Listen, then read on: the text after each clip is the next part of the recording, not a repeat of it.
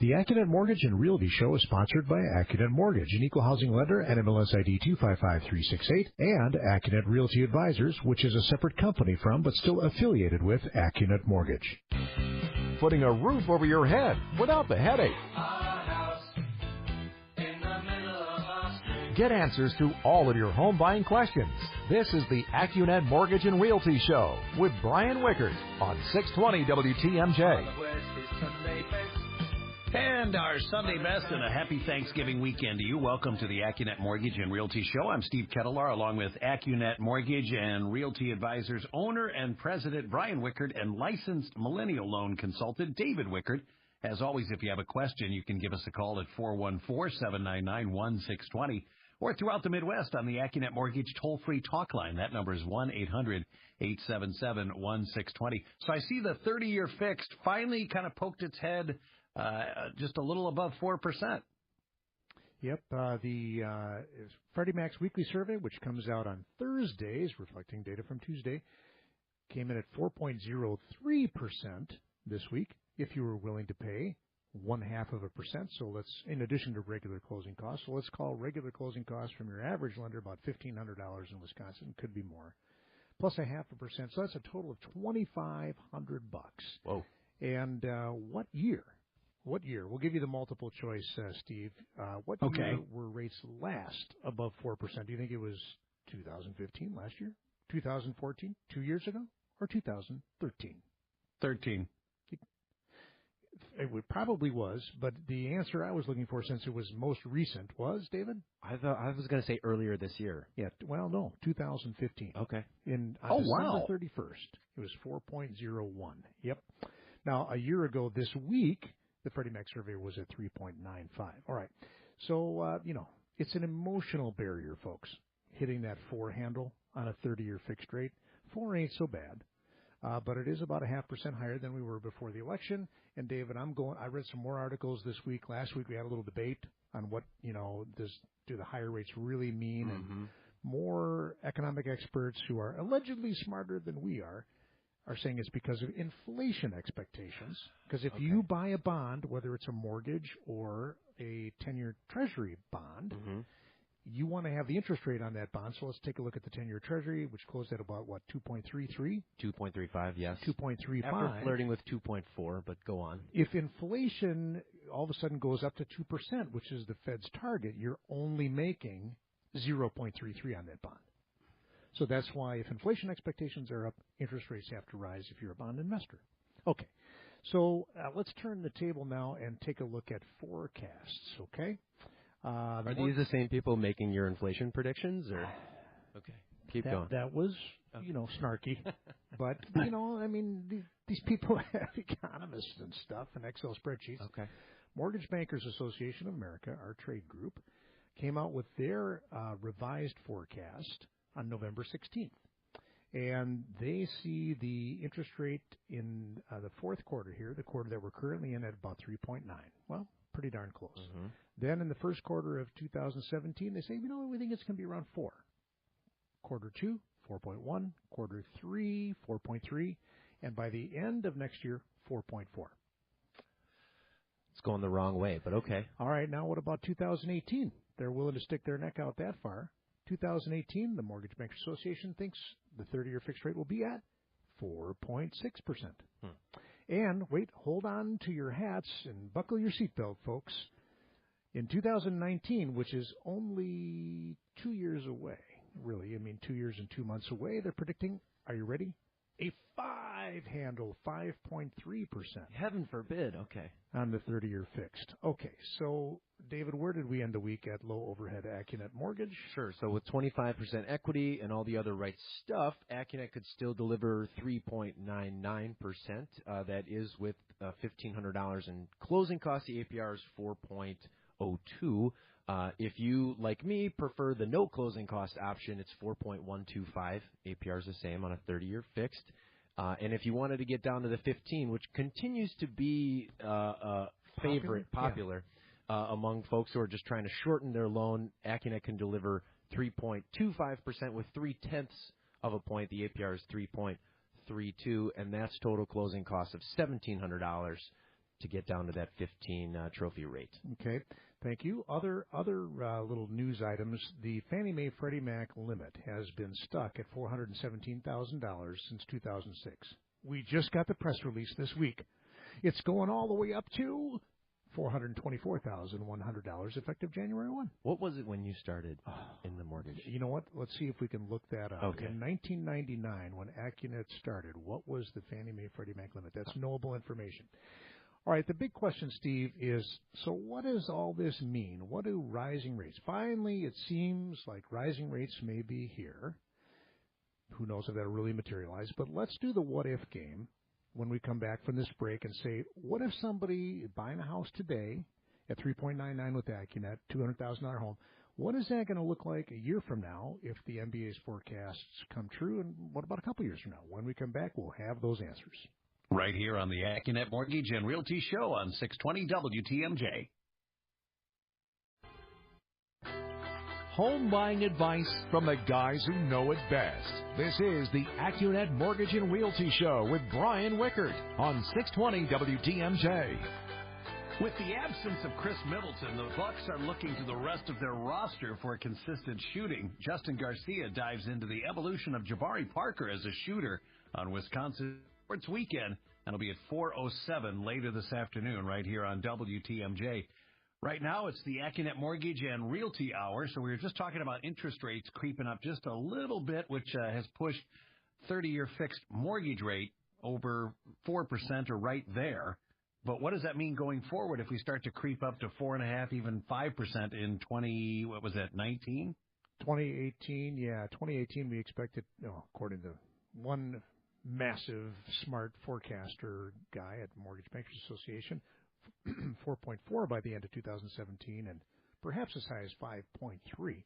So we did a little number crunching here for the show, David. What does that mean to somebody who, hey, is thinking, maybe I should buy a house today, or maybe I should wait, accumulate more down payment or whatever? Correct.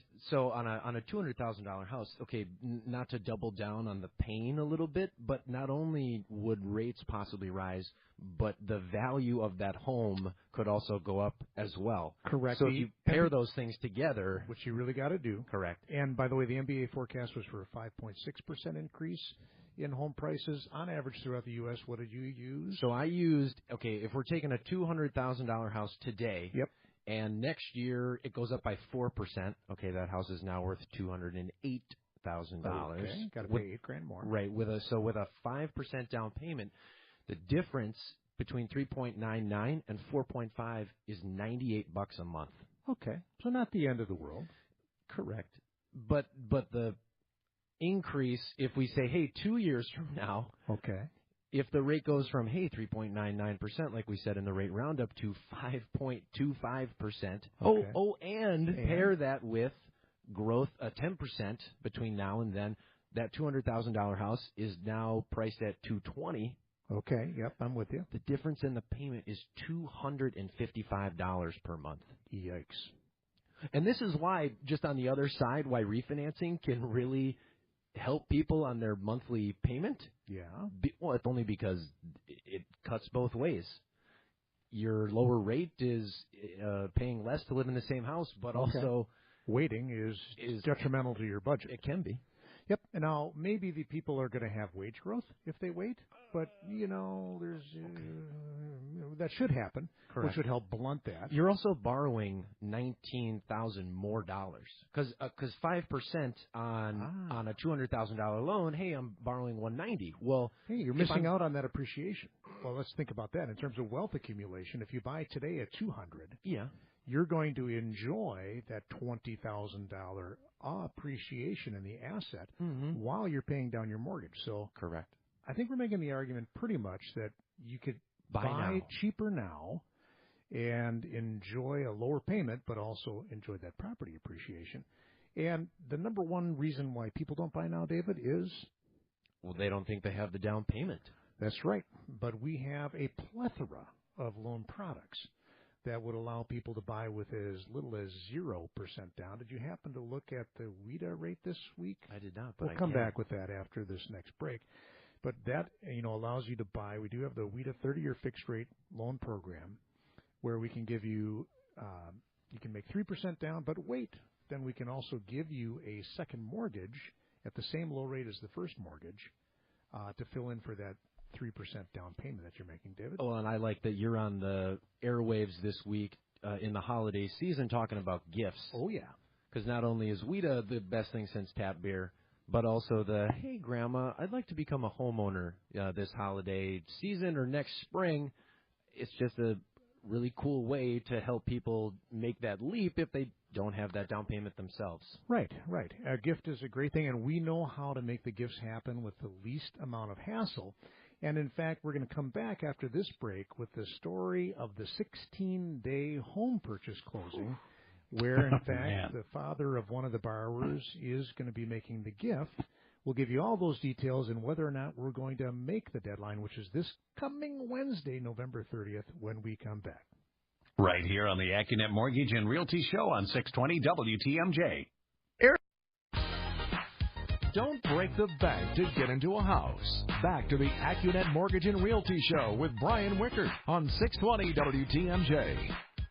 Well, it was the first playoff game to end with a pick six, and it's one of the most memorable wild card games in league history. You can hear the 2003 postseason clash between the Packers and Seahawks.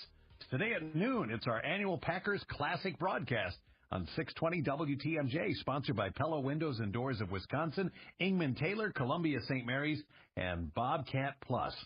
Right now, though, it's the Accunet Mortgage and Realty Hour with Brian Wickert and David Wickert, and we're just setting up the WHEDA rate for maybe a first-time home buyer that really doesn't have a lot of money to put down on a first-time home purchase.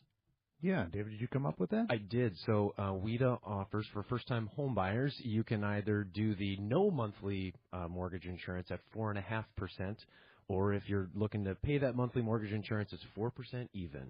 4% even. Yeah, they don't offer the cool 3.99 like we have. They don't. And by the way, when Accunet started, I looked up the jumbo limit that got raised from $417 to $424,100 was $240,000. Sweet. So it's gone up and up and up and up. Yeah. And that's actually tied to average home values in America. So that's why we. And it peaked at $417 in 2006, right before.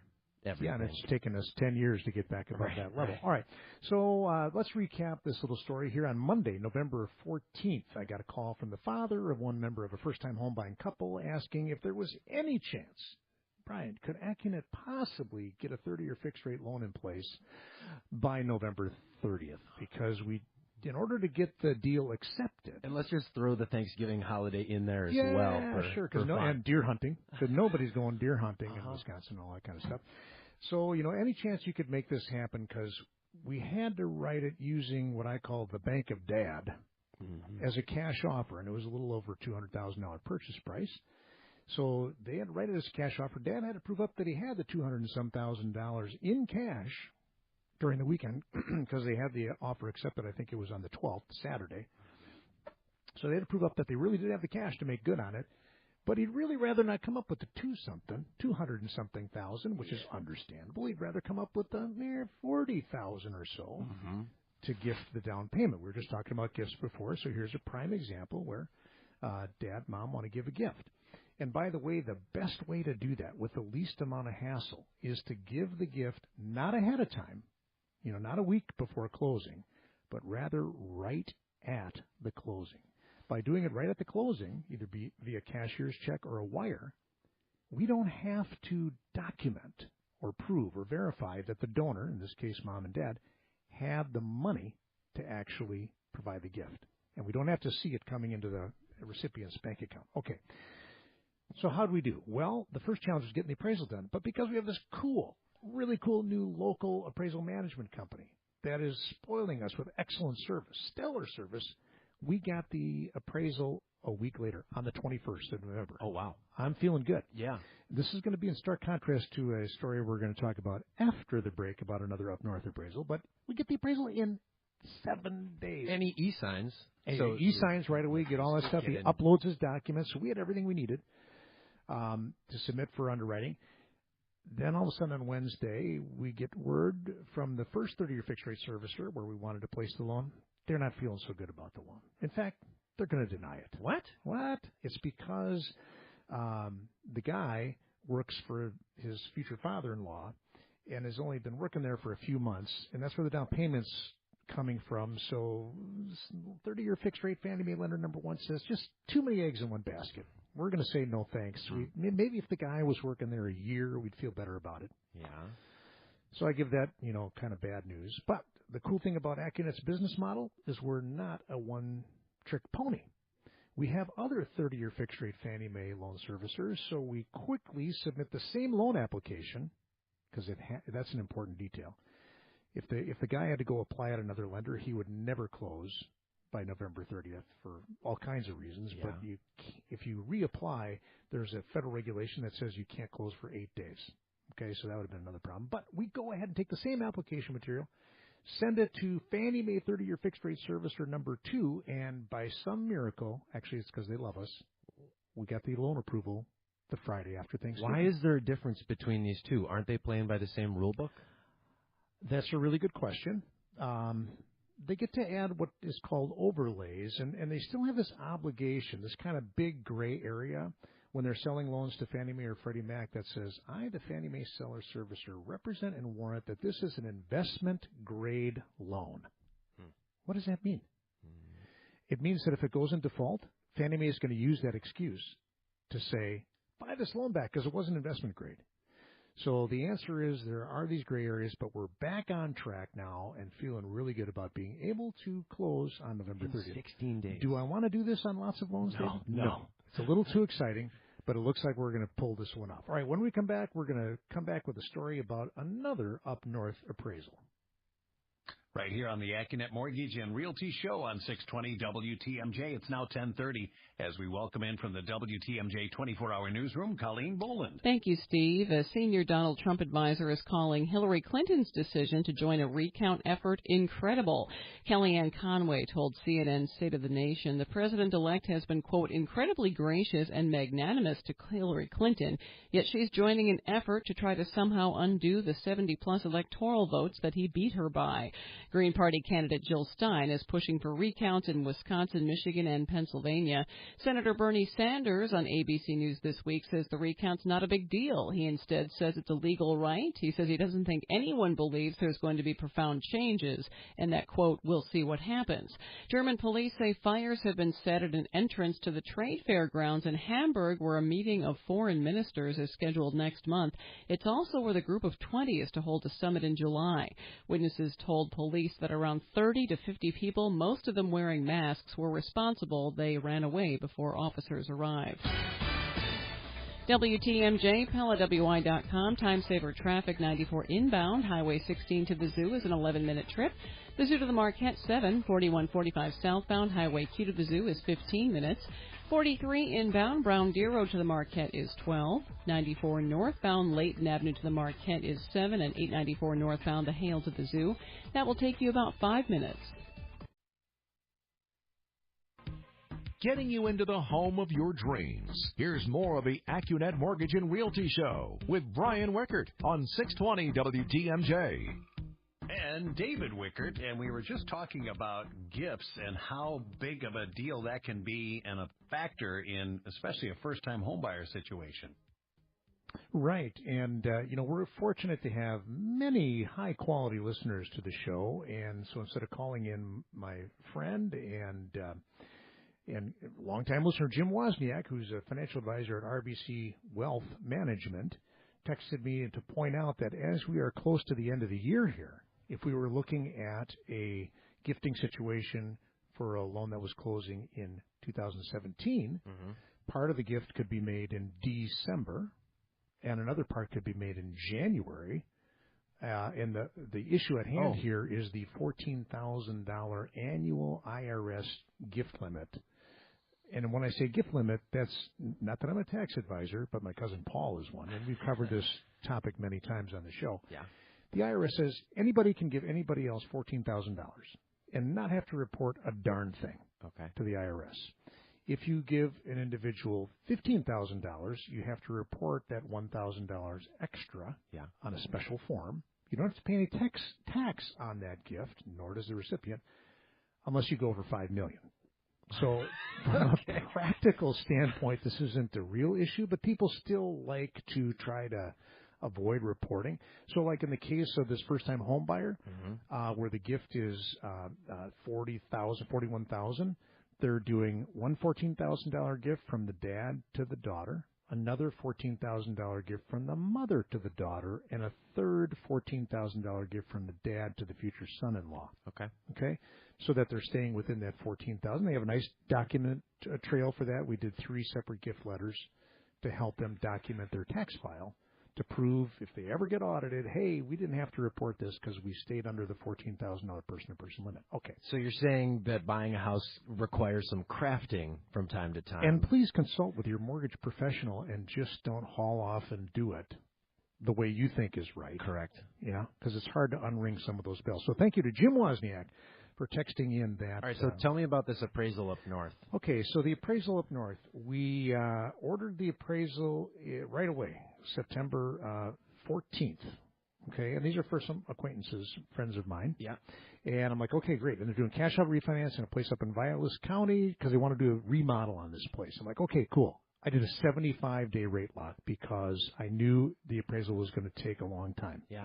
Not as long as the appraisal from last week, which, by the way, remember that one where we had to actually end up getting a second appraisal? Yeah. And we had to delay the closing. That was on the second home purchase in Western Wisconsin. That one is going to close this Friday, December 2nd. There was a miracle appraisal time on that, gestation period of a leopard, according to Jason Hansen.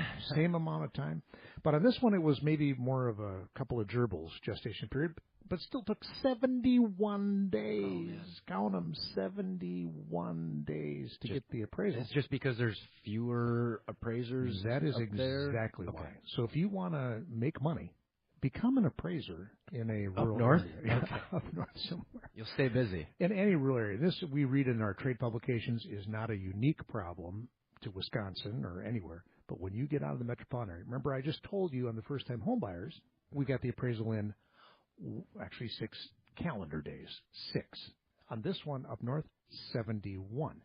Now, here was the other thing that I noticed when I looked at the appraisal this weekend. And you would think, okay, if I told you, Steve, that, hey, this nice house up there, it's a ranch home on a lake in Vilas County, it had a guest cottage. Would you think that would be a good thing or a bad thing? Ooh, it's going to make it unique. So you've been doing the show for a couple of years, haven't you? Steve's first rodeo. All right, that's right. I would think 9 out of 10 people would think, well, this is a really cool thing. No. It's got a plus. Yeah, when we come back from this next break, I'm going to tell you why it could be an issue when we come back. Right here on the Accunet Mortgage and Realty Show on 620 WTMJ. Find a place to call home without the headache. This is the Accunet Mortgage and Realty Show with Brian Wickert on 620 WTMJ. Well, the church was a subject of controversy during this year's presidential election. Milwaukee Archbishop Jerome Listecki reflects on the state of our country and looks ahead to the coming holiday season with Gene Miller. You can hear that entire interview on our WTMJ Conversation Show coming up here at 11:07 this morning. So now we're moving into a deal up north where you've got a rather unique property. Good luck finding comps on this.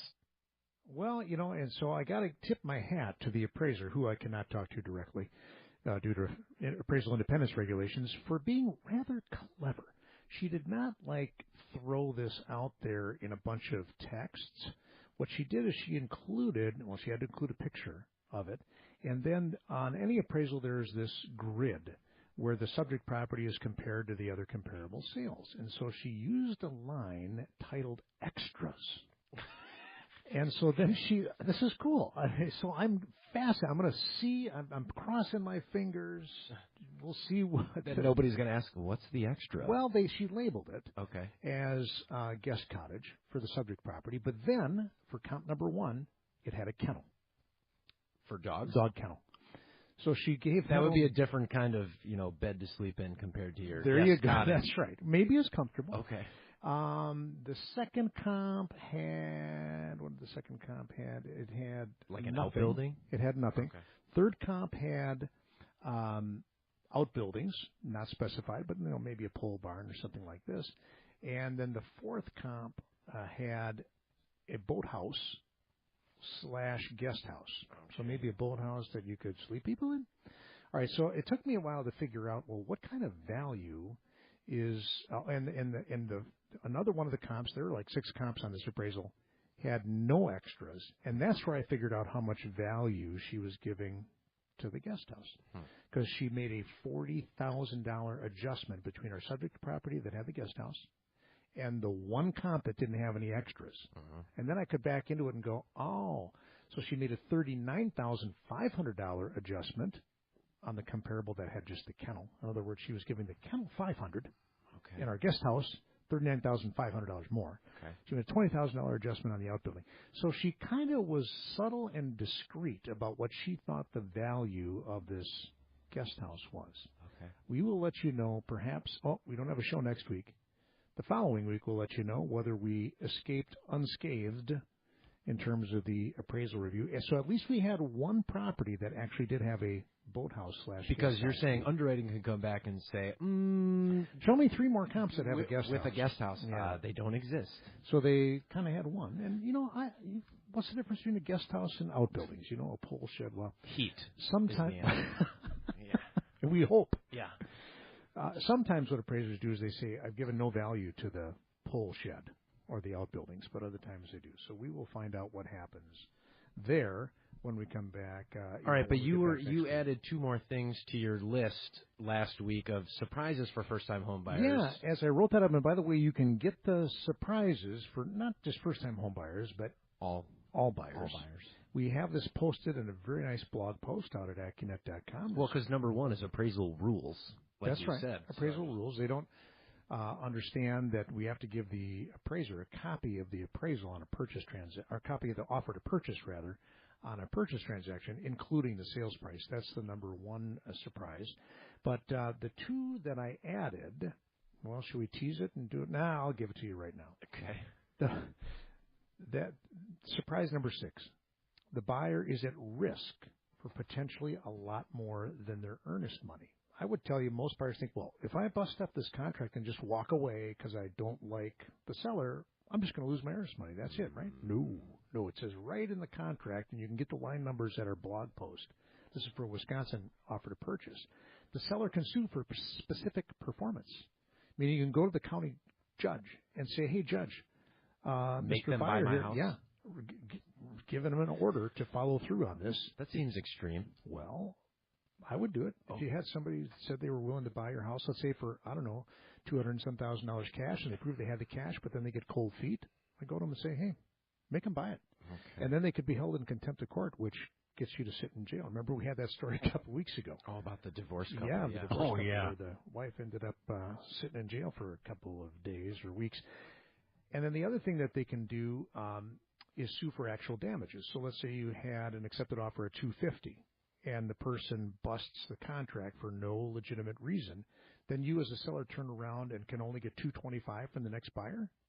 You have damages of $25,000. So you can go back to court and say, hey, court, this guy welched on the contract, and it cost me $25,000 plus maybe the cost of holding the property an extra month or 2 or 3. Yeah. I would like damages. Not to give you homework, but I would love to see an actual example of that. If only, yes, it's contractually true. But do people ever actually do it? Correct. Yeah. Okay. All right, when we come back from this break, I'll give you the 7th surprise, and then David has some material to cover on the topic of non-arm's length transactions, or when you try to buy a house from somebody that you know, family, business partner, whoever that might be, when we come back. Thank you. Here on the Accunet Mortgage and Realty Show on 620 WTMJ. Find a house. Find your home. Here's more of the Accunet Mortgage and Realty Show with Brian Wickert on 620 WTMJ. And David Wickert. So we've been talking about surprises for home buyers, not just first-time home buyers, but home buyers in general, and we're adding to the list here. Number 7?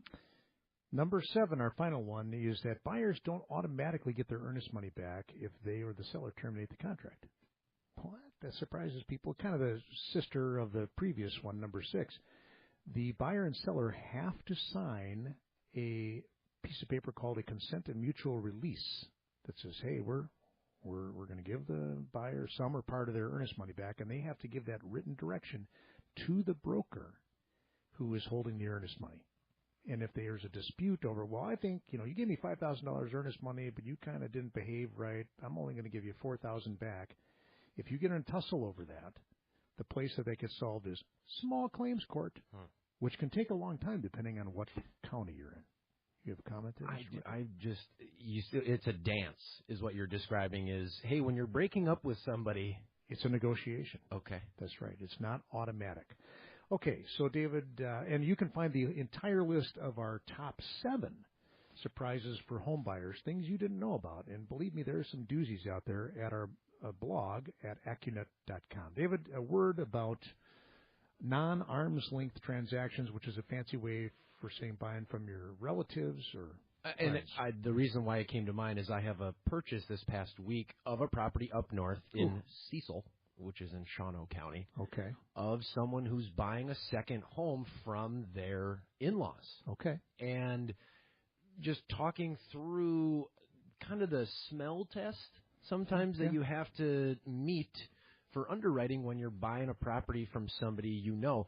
And I think most relevant is you can't buy someone's house that you know to rescue them from their own mortgage. Right. So if mom and dad are having trouble making their payment and they're 2 months behind on their payments, that is not going to happen. I tried to do that for somebody, by the way, at the height of the crisis, and it didn't work. Yeah. I've learned from firsthand experience. Correct. And so on top of that, it's also just making sure that the price that you purchase the property at is kind of somewhat tied to reality? Well, and I've had in coaching some people on this topic where they don't know what price to set at.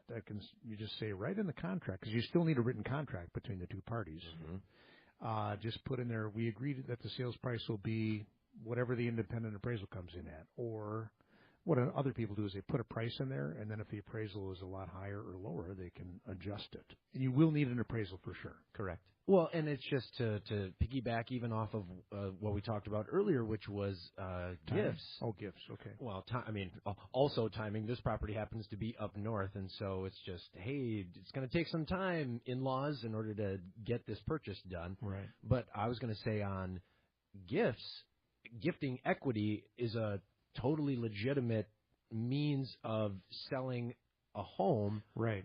It just has to be well documented. Yeah, and let's say we do a lot of this, and so a lot of times people say, "Hey, this place is worth $250, but I want to give my kid a screaming hot deal and sell to him for $200,000." Then we go, "Well, how much money do they have for a down payment?" Well, $5,000 or something, $6,000. They can put 3% down. That's not a good idea because they're going to have to pay relatively expensive PMI, private mortgage insurance, if they put 3% down. Rather than do that, the way to skin that cat is to set the price at $250 or $230, whatever you want, $240, and gift them the equity of $40,000. Let's say you set the price at $240, gift them the $40,000 of equity, and then they only have to borrow $200. Shazam! Now they have 20% equity is what I was going for there. Yeah. I don't know if the math quite worked out, but that's the idea. All right, a couple of wrap-up items, Steve. Hey, you know what? This coming week is going to be the jobs report, but don't let that bother you because it doesn't really matter. The chances of the Fed rate hike on December 14th, David, are now up to 93.5%. Okay, that's near certainty. That's really close to certainty. And now I don't think that's going to have an impact on long-term rates. Long-term rates are already higher. At 3.99 this week with an APR of 4.07 at low over at Accunet. I don't think that the Federal Reserve hike in rates is going to impact the 30-year fixed-rate mortgage. That bus has already left the station. Rates are already up. It's going to affect everybody who has a home equity line of credit tied to prime, which is all of them. So everybody that has a home equity line balance can see their rate going up in January. David, have you been doing a lot of loans in Loan Consultant Alley there, or helping people put their first and second mortgage together? Yes, if only because it's talking about interest rate risk. Hey, if I combine both of these together, I know what my mortgage looks like, and I'm not looking at headlines wondering what my mortgage payment's going to be next month. Correct. And, of course, the bigger the home equity line of credit balance, the greater the motivation, because we don't think the prime rate's going to be coming down anytime soon. It was so low for so long, I think people forgot that they were adjustable rate mortgages that can adjust monthly anytime the prime rate moves. The other factor we talked about at the beginning of the show is, hey, mortgage rates are up. They're probably going to go higher in 2017. It's still a great time to get out there and buy a home, but you got to do your homework, and that in our world it means getting a rock-solid, guaranteed, fully verified pre-approval to buy. We got the only pre-approval out there with a $2,000 guarantee. And when you're out there competing for offers, which we're still seeing, in the choice home price range, say between $150 and $300, a lot of competition. You got to make yourself the next best thing to a cash offer, and we would love to help you. That's all the time we've got for today. Steve will be back in 2 weeks. Right here on the Accunet Mortgage and Realty Show on 620 WTMJ. News is next with Colleen Boland. The preceding was a paid program. Advice and opinions expressed during the Accunet Mortgage and Realty Show are solely that of the hosts or guests of Accunet Mortgage and Accunet Realty Advisors, and not WTMJ Radio or Scripps Media Incorporated.